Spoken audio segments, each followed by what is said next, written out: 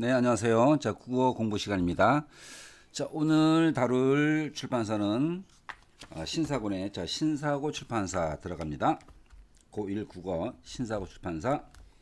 여러분은 자습서 11쪽을 준비해 주세요. 자습서 11쪽. 자, 윤동주님의 자화상이라는 작품이 있습니다. 자, 이 자화상 제재 미리 보기를 먼저 살핍니다. 자, 이 자화상은 자기 모습을 그렸는데 그림으로 그린 것이 아니라 시를 쓴 거네요.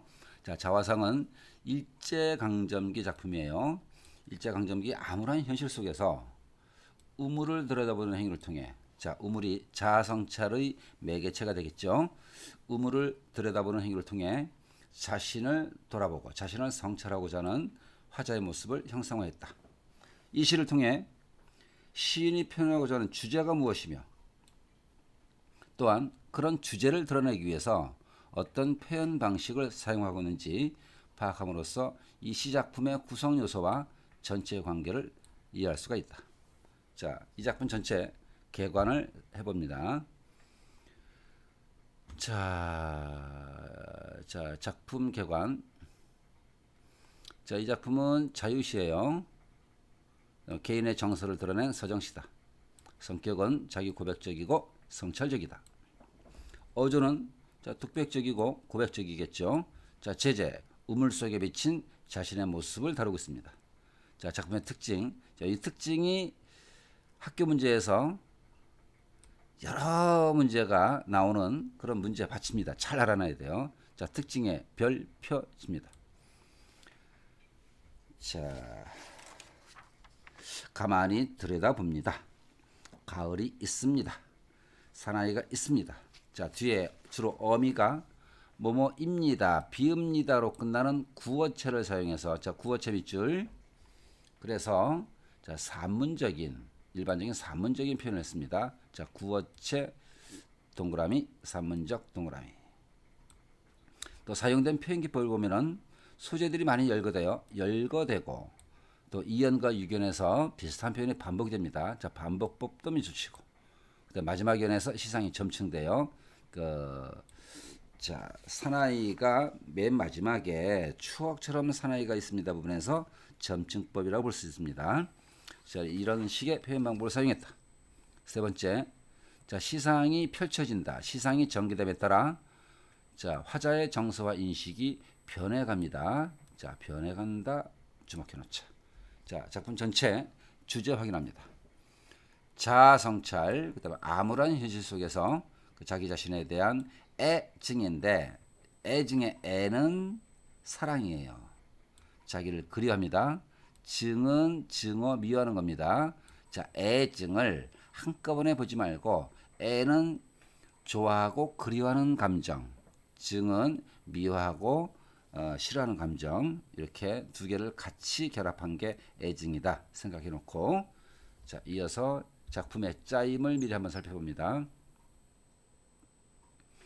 자, 첫째 연에서 우물을 찾아가서 자아를 성찰하는 모습이 보이고 그러면서 스스로 모습이 미워지죠. 자, 두 번째 연에서 우물 속의 풍경을 보게 됩니다. 미워지는 게 3연에 나오네. 자, 우물을 찾아가서 자아를 성찰하는 것 1연. 우물 속의 풍경, 파란 가을이 있습니다. 자, 3연에서 자아에 대한 미움이 표현됩니다. 그런데 다시 돌아가 보니 자기 모습이 자기 모습에 대한 연민을 보이는데, 자, 가엾어집니다라는 표현을 통해 연민의 감정을 보입니다.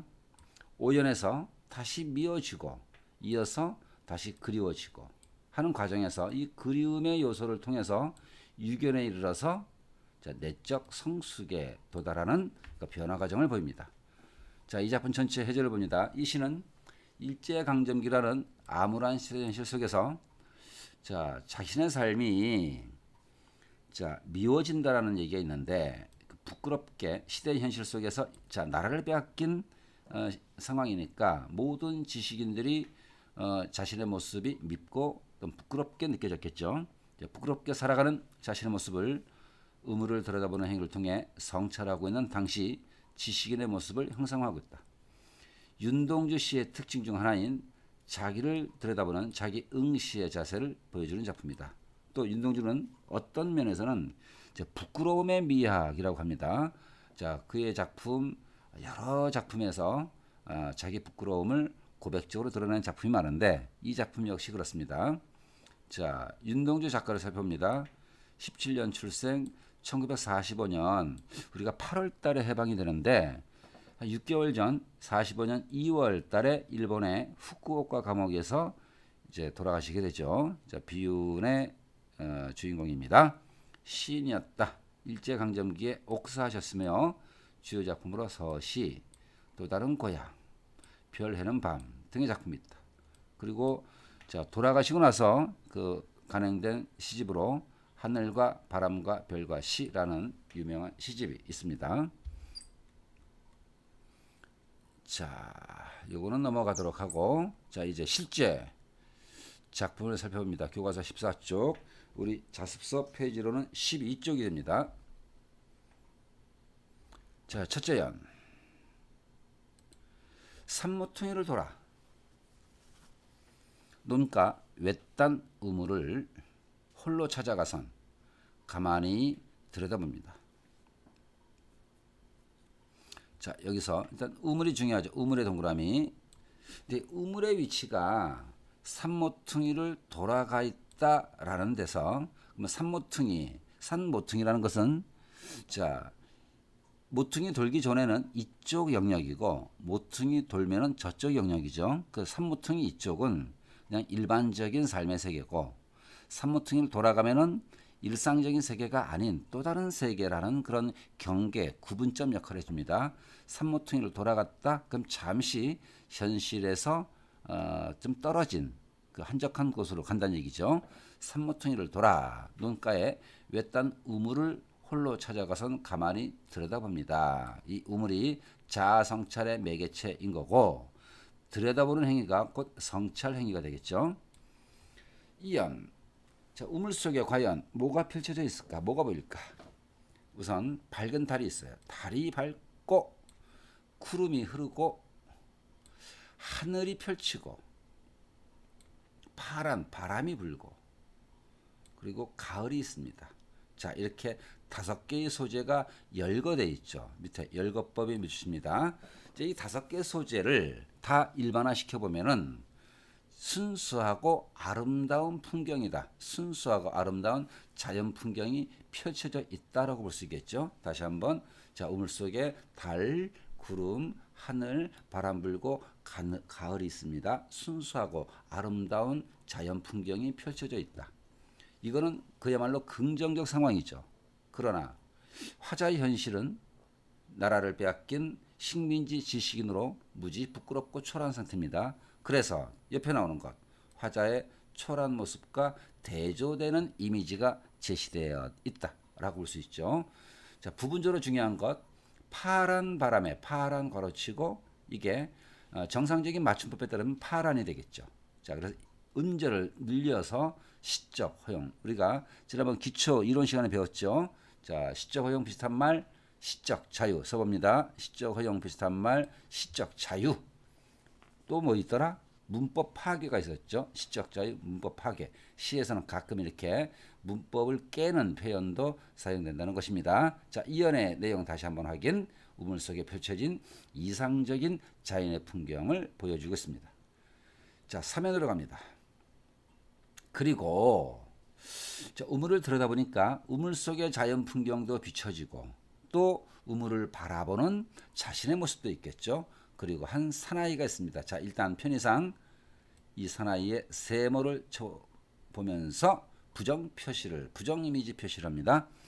사나이가 있습니다. 이 사나이는 현실적 자아라고 써보세요. 자, 현실에 놓여 있는 초라한 자신의 모습입니다. 현실적 자. 부끄럽기 짝이 없어요. 나라를 빼앗긴 자신의 모습이 비춰지는 겁니다. 그러자 자기 모습이 보이는데 어쩐지 그 사나이가 자, 그 사나이 같은 인물이죠. 마찬가지로 세모입니다. 그 사나이가 미워져 돌아갑니다. 우물 속에 긍정적인 자연 풍경이 나타나는 것에 비해서 그 모습이 이상적이라면 자기 현재 모습은 부끄럽기 짝이 없는 거죠. 현실적 자아에 대해서 스스로 느끼는 부끄러움이 미움으로 표현된 것이죠. 해서 자, 먼저 화자가 자신의 모습을 보면서 미워하는 감정을 갖게 됩니다. 또한 이 사나이가 다른 사람이 아니라 화자 자신인데 마치 남처럼 썼죠. 자, 이 사나이 세모친 부분에다가 화자 객관화라고 써봅니다. 화자 객관화. 자기 자신인데 마치 또 다른 사람인 것처럼 객관화시켜서 썼다. 화자를 객관화한 것이 사나이다. 자, 사연으로 갑니다. 자, 에이 보기 싫어 미워. 돌아가다가 또 생각해보니 계속 미워할 수만은 없죠. 자기 모습이잖아. 그 사나이가 가엾어집니다. 자기 자신에 대한 연민인 거죠. 도로가 들여다보니 사나이는 그대로 어떤 채로 그대로 밑줄 미움의 상태죠. 여전히 미운 상태로 그대로 있습니다. 그 모습이 또한 연민의 감정을 또 갖게 되는 거죠. 자기 자신이 미우면서도 또 자기 자신에 대한 연민의 감정을 갖게 되는 것입니다. 자, 오연으로 갑니다. 자, 다시 자기 모습을 보자마자 우물을 통해 보자마자 다시 그 사나이가 미워져 돌아갑니다. 같은 감정이죠. 자, 현실적 자아에 대한 미움이 있는 것입니다. 자, 그런데 사연과 오연 이어지는 과정에서 자, 뭐가 반복되죠? 자기 자신이 밉기도 하고 또 불쌍해 보이기도 하고 자, 그런 갈등 상태가 이어지는 건데 다시 그 사나이가 미워져 돌아갑니다. 돌아가다 생각하니 이제 그 사나이가 그리워집니다. 자, 이거 중요하네. 자, 미운 사나이는 부정인데 그리워지는 사나이는 긍정 표시 동그라미입니다. 자, 그러면 밉게 보이는 모습은 자기 자신의 현재 모습이죠. 그러니까 현실적 자아인 거야. 그런데 그리워진다. 그리워진다는 것은 보고 싶다는 거잖아. 현재의 부끄러운 모습을 보고 싶은 것이 아니겠죠? 옛날 순수했던, 즉 이 나라를 빼앗기기 전에 순수했던 자신의 모습이 그려지는 겁니다. 해서 자, 이 사나이는 긍정 표시 동그라미 해갖고 자, 밑에 순수했던 과거의 모습이다. 즉 현실적 자아가 아니라 이상적 자아를 뜻한다라고 표시합니다. 해서 이 작품의 사나이의 의미가 단일하지 않죠. 하나가 아니라 하나는 부정 이미지로서의 현실적 자아고 또 하나는 긍정 이미지로서의 이상적 자아를 담고 있습니다. 연마다 사나이의 이미지가 다르다라는 거예요. 자, 오연 위에서는 봅니다. 자, 이렇게 밉기도 하고 이제 오연에 와서 그리워지기도 하죠. 곧 뭐다? 화자는 자기 자신에 대해서 내적 갈등을 겪고 있다는 겁니다. 자, 그래도 다행히 계속 밉기만 한 것이 아니라 이상적 자아로서의 자신의 모습에 대해서 과거의 모습에 대해서 그리워하는 마음을 갖게 되는데 이제 이 작품의 마지막 연 유견은 어떻게 될까요? 자, 우물 속에는 달이 밝고 구름이 흐르고 자, 이 순간 빨리 감을 잡아요. 이 2연이 반복되고 있죠. 자, 똑같이 반복되는가 좀 변형이 되는가 봅니다. 달이 밝고 구름이 흐르고 하늘이 펼치고 파란 바람이 불고 가을이 있고 여기까지는 똑같은데 뒤에 추억처럼 사나이가 있습니다. 이 부분이 추가된 거죠. 해서 이연과 똑같은 것이 아니라 요거 동그라미 쳐봅니다. 변주 같은 말 변형. 자, 같은 패턴으로 반복되다가 뒤에 가서 추억처럼 사나이가 있습니다를 보태면서 변형을 시킨 거죠.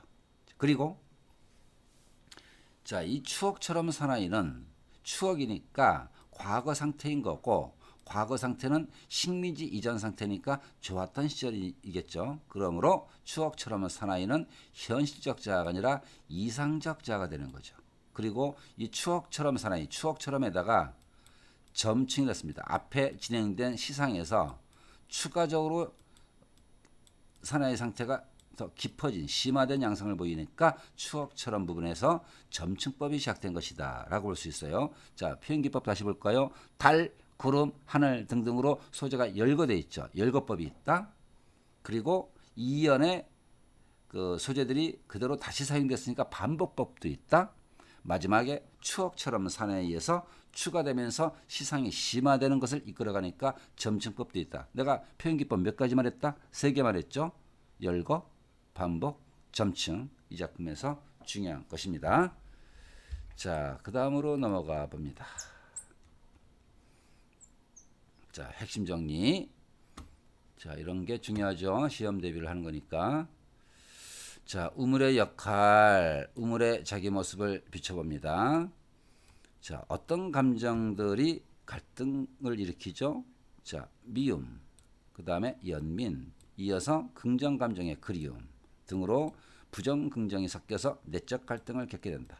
그러다가 마지막, 자, 이게 유견이라고 써봅니다. 유견, 심리적 갈등 상태에서 벗어나 자기 긍정에 도달합니다. 이 자기 긍정이 추억처럼 사나이가 있습니다. 그 부분이에요.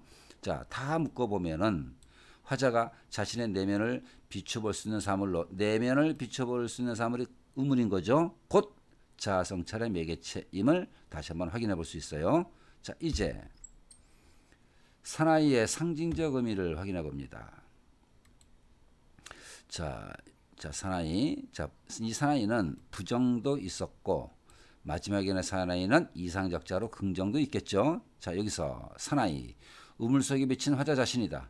현실 속에 초라한 자, 현실적 자다. 이렇게 설명되는 사나이는 부정입니다. 현실적 자. 그 다음에 이 부정적인 자신의 초라한 모습에 대조되어 우물 속 자연 풍경은 다 긍정이죠. 평화롭고 아름다우며 조화를 이루는 자연의 모습이 제시되어 있어요. 자, 대조 관계라는 것 중요하죠.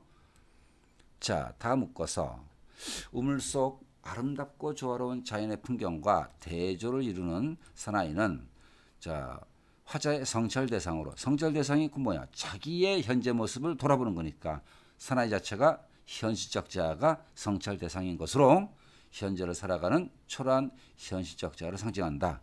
자, 그러면 이 2번 항목에서 다루는 이 사나이는 부정적 의미의 현실적 자아라는 얘기죠. 자, 여기에 사나이는 뭐가 아니다? 유견해 보이는 이상적 사나이가 아니다라고 볼 수 있어요. 자, 그 다음에 화자의 행위 양상과 정서 변화 과정을 정리해 보도록 합니다. 자, 반복되는 행위가 있어요. 우물을 들여다보다가, 자, 돌아간다. 우물을 들여다본다. 성찰. 자, 그리고 왜 돌아가죠? 밉게 보이니까. 돌아가다 생각해 봅니다. 가엾어집니다. 이게 연민이죠. 도로 가서 들여다보다가 미우니까 돌아가게 됩니다. 돌아가다가 생각하니 과거에 순수했던 자신의 이상적 자의 모습이 그리워집니다. 자, 행위 반복과 정서 변화 과정을 살폈어요. 자, 이제 편상 특징을 총정리해 봅니다. 먼저, 자, 열거가 되어 있죠. 자, 달, 구름, 하늘, 바람, 가을 등등. 자, 자연물을 나열했어요. 자, 반복법. 사나이가 있습니다. 사나이가 가엾어집니다. 사나이는 그대로 있습니다. 이런 식의 주어 사나이 뭐뭐입니다. 이런 구조의 문장이 반복되고 있어요. 자, 반복되고 있다. 또 이연의 내용이 유견에, 자, 달, 구름, 하늘, 바람, 자, 등등이 또 이연 내용이 유견에 그대로 반복되죠. 그다음에 점층법 중요합니다.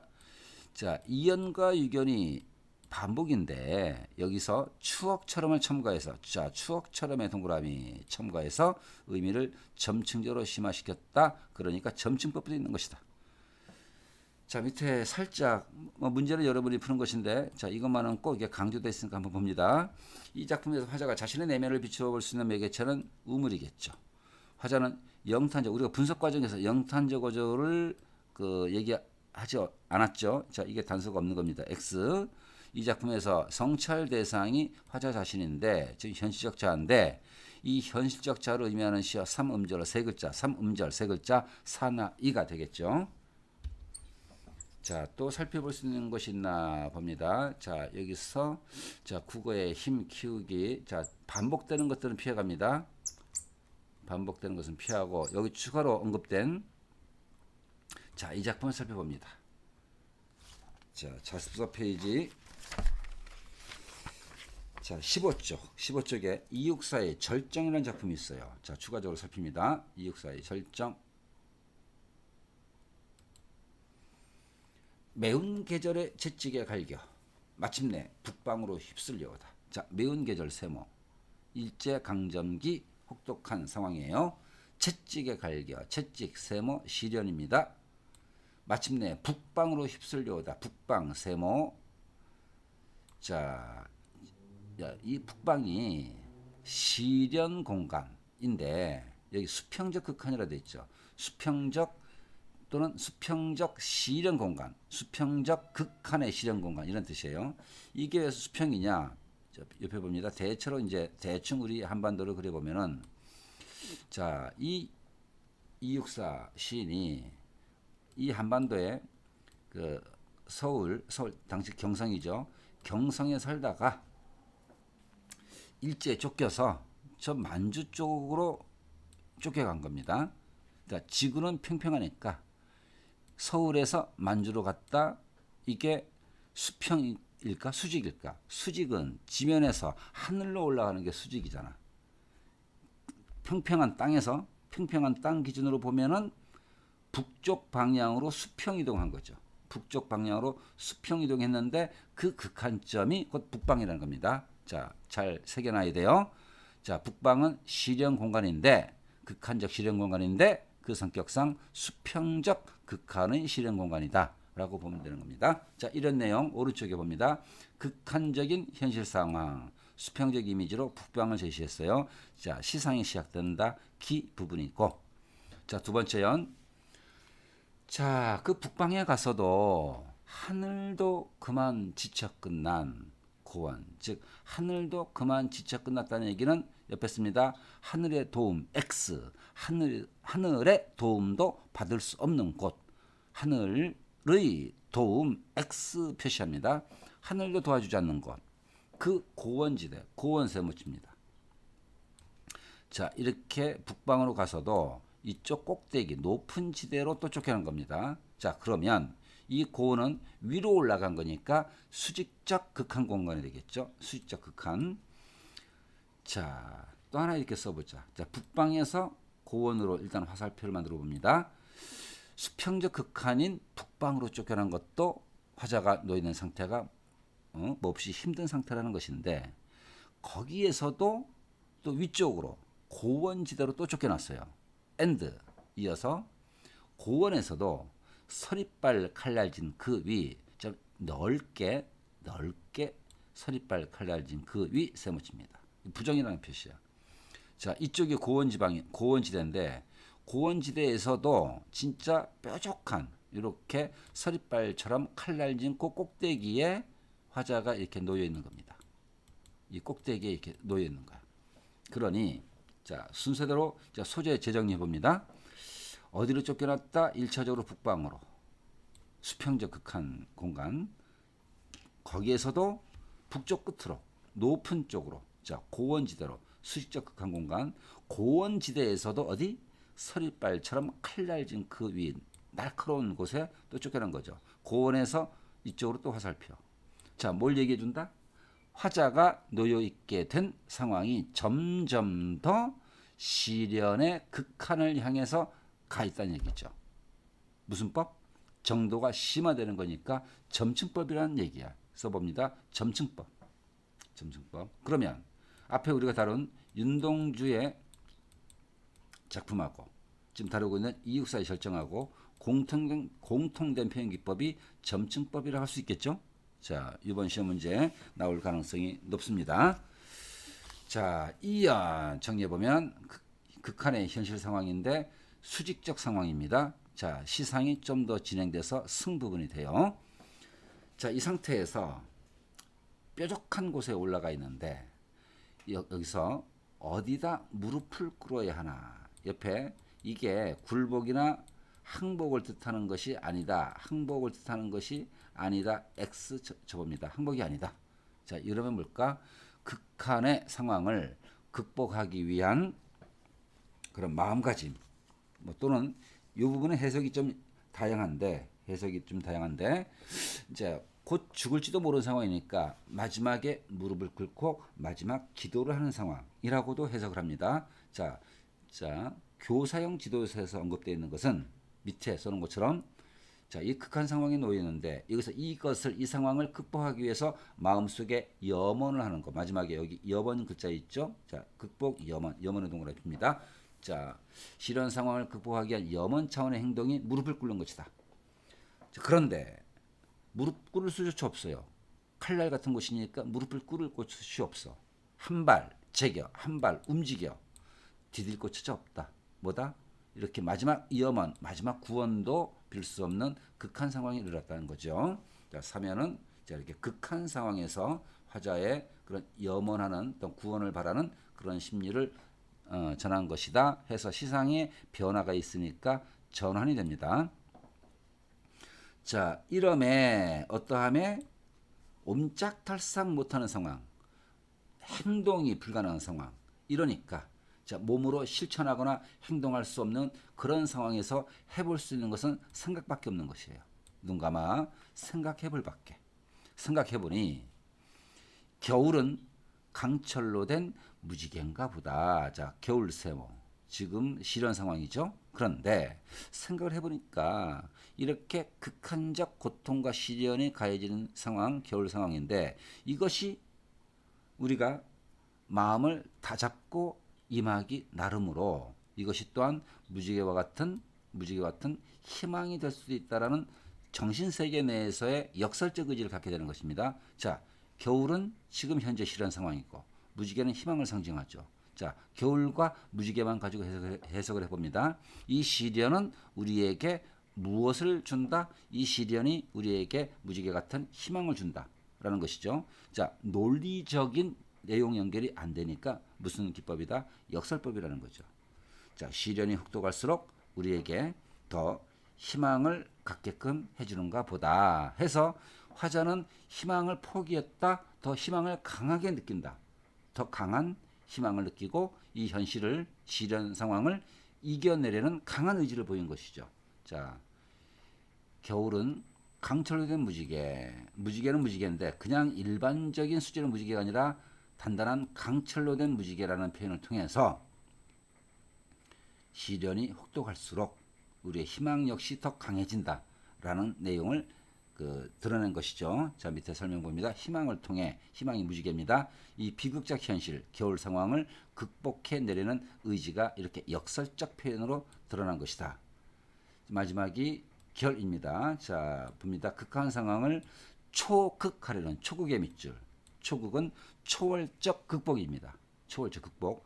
자, 이게 어떤 차원의 초극이다? 정신자세면이죠. 정신적으로 초극하려는 의지를 보인 게 결입니다. 자, 시상전결을 이렇게 봅니다. 기승전결인데 몇 단계 구성이다? 옆에 씁니다. 4단 구성. 기승전결 4단 구성. 자, 기승전결 4단 구성은 이게 한시의 형식입니다. 옛날 중국 한시에서 개발한 시상전결 방식이라서 자, 이렇게 필기합니다. 기승전결 4단 구성, 그 다음에 한시의 형식이라 씁니다. 한시 형식. 또 이육사 시인이 원래 유교 집안이었어요. 그래서 꼬마 때부터 할아버지, 아버지 그런 한학자, 유교 집안의 한학자들이 한시를 쓰는 것을 어릴 때부터 쭉 경험을 했기에 이육사 시인의 많은 작품에 한시의 4단 구성이 많이 사용되어 있습니다. 자, 이제 윤동주의 자화상과 이육사의 절정 두 작품을 이렇게 비교를 해봅니다. 또 작가의 측면에서도 자, 이런 표현이 있어요. 1930년대에 과연 우리의 많은 그 시인들 중에서 민족 저항 시인, 우리 민족의식을 가지고 끝까지 저항했던 시인이 과연 몇 명이나 될까? 자, 그것을 살펴본 사람들이 하는 말에 따르면 딱 2명이었다 합니다. 30년대 민족 저항신으로 한 사람은 이육사, 한 사람은 윤동주라는 거죠. 자, 그 두 사람의 작품, 자, 자화상과 절정 비교를 해봅니다. 자, 우선 어조면에서의 비교. 자화상은 뭐뭐입니다, 비읍니다, 종교로미를 써서 자, 고백적인 어조가, 자, 고백적 어조 밑줄 드러나는데, 자, 이육사 절정은 휩쓸려 오다, 그 위에 서다, 없다 등에서 종교람이 다자로 끝나게 해서 단정적 어조가 드러난다. 차이점이죠. 자화상은 고백적인 어조, 절정은 단정적인 어조. 자, 태도 면에서 비교해 봅니다. 성찰적 태도가 자화상이죠. 그런데 절정은 겨울은 강철로 된 무지개인가 보다 끝까지 의지를 잃지 않고자 하는 그런 의지, 시련을 극복하고자 하는 의지적인 태도가 드러납니다. 자, 이육사 절정 작품 정리를 해봅니다.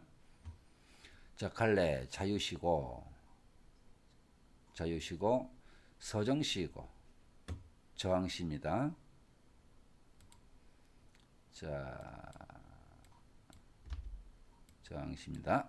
자, 상징적 의지적이고, 자, 이게 자, 원하는 기능이 안 나와서 자, 이렇게 형광펜 기능을 씁니다.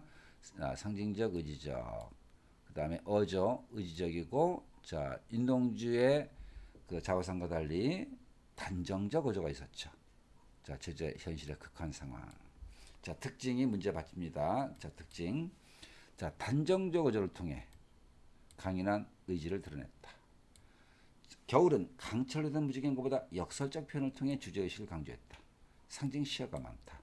한시의 기승전결 방식, 4단 구성 기승전결 한시 형식이라고 그랬죠. 자, 주제, 극한 상황을 인식하고 이에 대한 초월적 극복 의지를 보였다. 추구 의지. 자, 해제. 이 시는 화자의 현실 극복 의지가 돋보이는 작품으로 한시의 기승전결 구성을 활용하고 있다. 극한 상황을 이겨내려는 역설적 표현을 통해 드러내고 있다. 이런 게 이 작품에 대한 개괄적인 정리였습니다. 자, 오늘 여기까지 윤동주의 자화상, 이어서 추가 작품으로 이육사의 절정을 살폈습니다. 수고 많았습니다. 오늘 수업을 마칩니다.